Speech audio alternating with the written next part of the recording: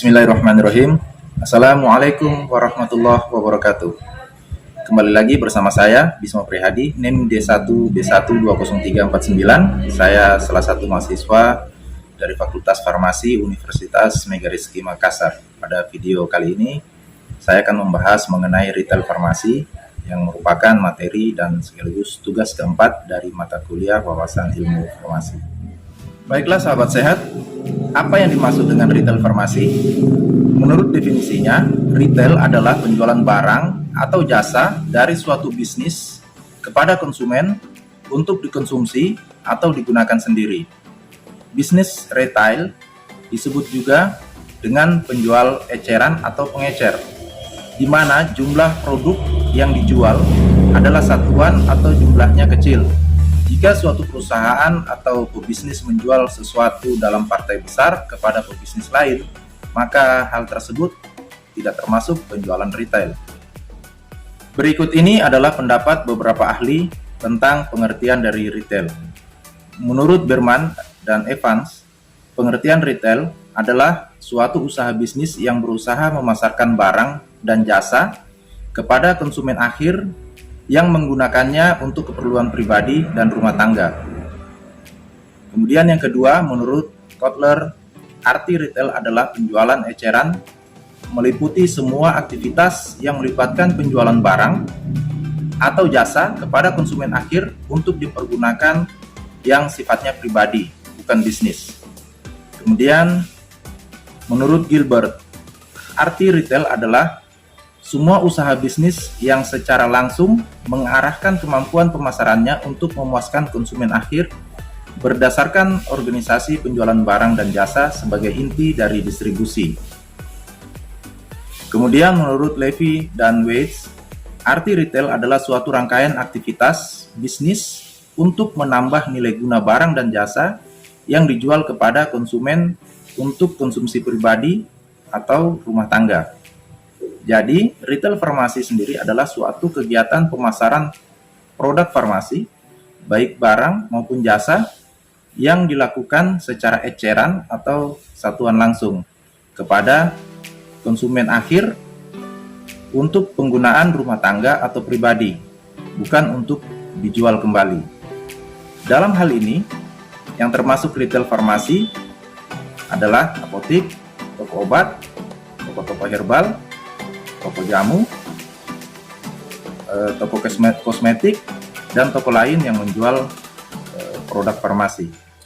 Berikut ini adalah peran dalam rantai pasokan retail farmasi, yaitu yang pertama produsen, dalam hal ini adalah industri farmasi, yaitu pihak yang memproduksi produk farmasi dengan menggunakan mesin, bahan baku, dan tenaga kerja. Yang kedua, pedagang grosir, dalam hal ini distributor atau lebih dikenal dengan pedagang besar farmasi yang disingkat PBF, yaitu pihak yang membeli produk farmasi dari produsen dan menjualnya ke pengecer, yaitu seperti toko obat, apotik, dan lain-lain. Kemudian yang keempat, retailer, yaitu toko obat dan apotik dan toko-toko lain yang menjual produk farmasi, yaitu pihak yang menjual produk farmasi ke konsumen akhir secara satuan dan dengan harga yang lebih tinggi. Kemudian yang keempat adalah konsumen, yaitu pihak yang membeli produk farmasi dari retailer untuk penggunaan pribadi. Jadi, pada dasarnya retail farmasi berperan sebagai perantara pemasaran yang menghubungkan pihak produsen, dalam hal ini industri farmasi, atau grosir, dalam hal ini distributor atau pedagang besar farmasi, dengan konsumen akhir. Adapun beberapa fungsi retail farmasi adalah sebagai berikut.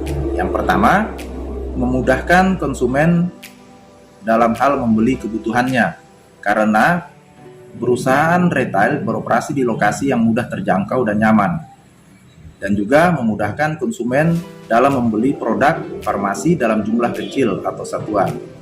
Kemudian yang kedua, perantara produsen dengan konsumen, karena membantu proses penjualan produk farmasi kepada konsumen akhir.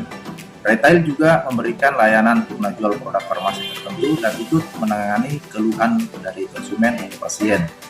Kemudian yang ketiga, membantu proses promosi produk farmasi itu sendiri. Jadi pada saat pemasaran produk farmasi di apotik dan toko obat dan toko lain yang menjual produk farmasi, terjadi proses promosi produk farmasi tersebut. Bentuk promosi tersebut bisa dengan berbagai cara, baik itu melalui iklan, katalog, maupun cara yang lainnya.